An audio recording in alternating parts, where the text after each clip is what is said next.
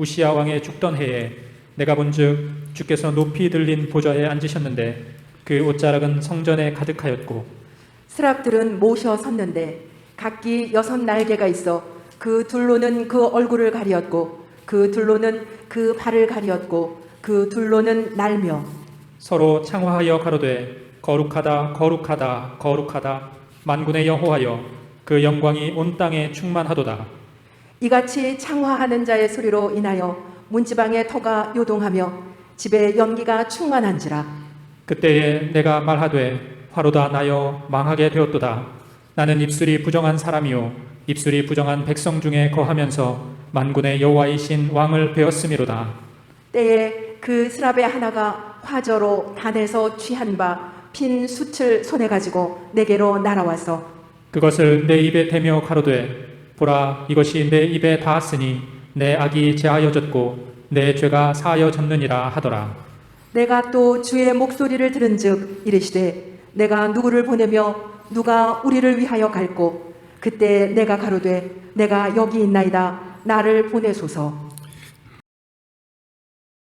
오늘은 개인 영분별 2번째 시간이 되겠습니다. 거룩한 영성을 가진 사람의 특징, 이런 말씀의 제목으로 하나님 말씀 상고하려고 합니다.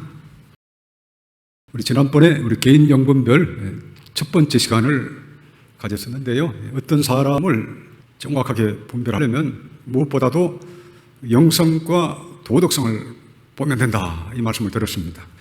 영성과 도덕성이 매우 중요한데 그 중에서 특별히 영성이 1차적으로 가장 중요하다, 이 말씀을 드렸습니다.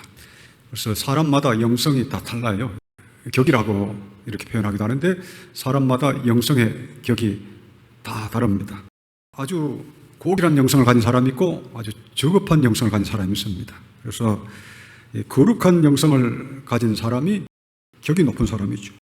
오늘날은 대부분 사람들이 영성의 격이 매우 떨어집니다. 그래서 영성이라고 말하기도 부끄러울 정도로 격이 떨어져서 동물 수준이죠, 동물 수준. 오늘날 대부분 사람들의 격이라고 하는 것은 동물적 수준으로 살아가는 거죠. 오늘날 현대인의 대부분이 가진 영성이 동물적 수준이다.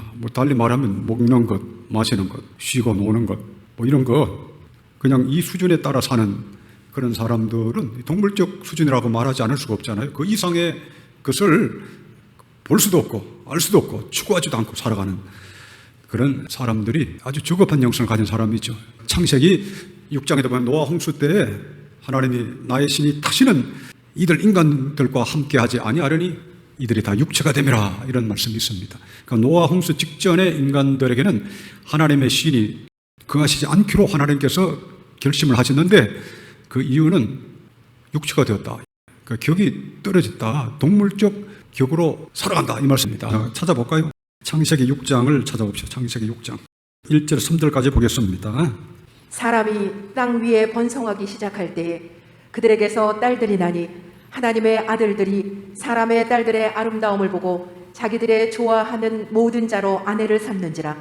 여호와께서 가라사대 나의 신이 영원히 사람과 함께하지 아니하리니 이는 그들이 육체가 됨이라. 그러나 그들의 날은 120년이 되리라 하시니라. 여기 나와 있잖아요. 여호와께서 가라사대 나의 신이, 하나님의 성신, 성령이죠. 하나님의 신이 영원히 사람과 함께하지 아니하리니, 그러니까 이 땅에 있는 그때의 백성들을 가리킵니다. 나의 신이 영원히 사람과 함께하지 아니하리니 이는 그들이 육체가 됨이라. 육체. 그러니까 인간은 영과 혼과 몸이 있고 하나님의 형상을 본받아 창조되었죠. 지원받았는데 그 고귀한 영성을 가져야 되는데 영성이 얼마나 떨어졌으면 거의 육체, 동물적 수준으로 떨어진 거죠. 그래서 사람마다 이 격이 다 다릅니다. 격이 높은 사람이 있고 격이 낮은 사람이 있고. 그러니까 어떤 사람을 볼 때 다른 걸 보지 말고 1차적으로 이 사람이 고귀한 영성을 가졌는가, 동물적 영성을 가졌는가, 이걸 보면 그 사람을 가장 정확하게 알 수 있습니다. 오늘날은 대부분 다 동물적 영성을 가졌기 때문에 저처럼 이렇게 사람을 1차적으로 분별하라, 이런 이야기를 하는 사람도 아마 찾아보기 힘들 겁니다. 거의 대부분이 동물적 영성을 가지고 살죠.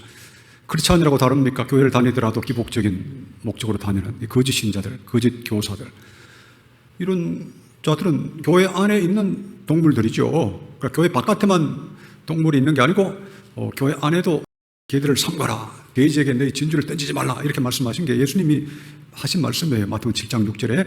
그러니까 교회 바깥에 동물들이 우글거리는 게 아니라 그건 당연한 거고 교회 안에도 개들과 같은 사람 또 돼지와 같은 교인들 이런 영들이 우글우글합니다. 이게 쪽말인데요. 그래서 이 고귀한 영성을 내가 가졌는가 또 내 옆에 사람은 내 이웃은 고귀한 영성을 가졌는가 이것으로 사람을 분별해야 1차적으로 가장 정확하게 분별할 수 있습니다.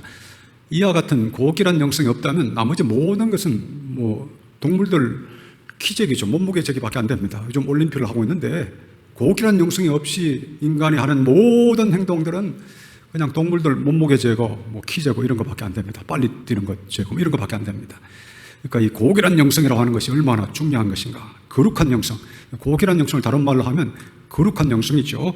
그래서 좋은 영성을 가진 사람을 우리가 만나야 되고 또 어떤 사람이 좋은 영성을 가진 사람인가 그것에 대해서 정확하게 이해를 해야 나 자신을 분별할 때도 도움이 되고 또 다른 영혼을 분별할 때 도움이 됩니다. 하나님께서 보시는 관점에서 영분별을 해야지 그렇지 않으면 너도 동물 나도 동물 너도 강아지 나도 강아지 이렇게 이 세상이 이렇게 됐기 때문에 이 개인 영분별이라고 하는 이 주제로 이렇게 이야기하는 경우도 매우 드물 겁니다. 우리 거룩한 구원에는 그 영분별 한 장을 할애를 했습니다만 개인 영분별 이게 참 얼마나 중요합니까?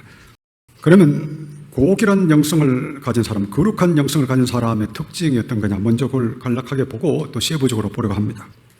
지난번에 잠깐 보셨지만 좀 자세하게 설명을 드리면 거룩한 영성을 가진 사람은 첫 번째로 거룩한 하나님에 대한 인식이 강합니다. 거룩한 하나님에 대한 인식. 거듭나기 전에도 복음을 듣기 전에도 거룩한 하나님에 대한 인식이 있느냐 없느냐 이건 기초소양이라고도 말할 수가 있는데 이것은 복음을 듣기 전에도 벌써 어떤 사람이 고귀한 영성을 가졌는지 안 가졌는지가 상당히 80~90% 결정이 납니다. 두 번째로는 거듭남의 복음을 기쁘게 받아들입니다. 거룩한 영성을 가진 사람은 그렇죠. 본인이 거룩한 영성을 가진 사람은 거듭나지 못했을 때 자기 자신이 얼마나 비참한 것인가를 잘 깨닫습니다. 그렇기 때문에 요한복음 3장 5절 사람이 성령으로 나지 않으면 하나님 나라에 들어갈 수 없다는 이 예수님의 이 복음을 들을 때 평상시에 거룩한 영성을 가진 사람은 두말할 것 없이 지체할 것 없이 기쁨으로 받아들입니다. 오늘날은 거듭남의 복음을 전해보면 뭐 이 핑계 저 핑계 대면서 안 받아들이고 뭐 그냥 미적미적하고 뒤에 가서 욕하고 이런 사람이 많은데 조지 필드 같은 그런 2000년 기독교에서의 최고의 복음 전도자로 쓰임받았던 조지 필드 같은 사람은 젊은 나이에 우연히 어떤 한 책을 읽고 거듭남에 관한 책을 읽고 헨리 스코갈이 전 인간의 영혼 속에 있는 하나님의 생명이라는 그 책을 읽고 스스로 읽고 본인에게 이 거듭남의 은혜가 없다는 걸 스스로 깨닫고 또 혼자 기도해서 혼자 성령을 받고 그리고 20대 초반 중반에 벌써 세계 역사에 길이 남는 그 하나님의 사역자가 됐습니다. 미국 1차 대각성 운동을 일으켰을 때 20대 중반의 나이였습니다. 그러니까 이런 거죠. 고귀한 영성이 있는 사람은 거듭남의 복음을 들으면 그냥 기뻐합니다. 그래서 복음을 전해보면 이 사람의 영성이 어떤지 그냥 거의 한 99% 알 수가 있습니다. 세 번째로 거룩한 영성을 가진 사람은 거룩한 하나님을 만난 경험이 확실합니다. 거룩한 하나님을 만나는 경험이 확실하게 됩니다. 이걸 오늘 시간이 나면 그걸 좀 보려고 합니다.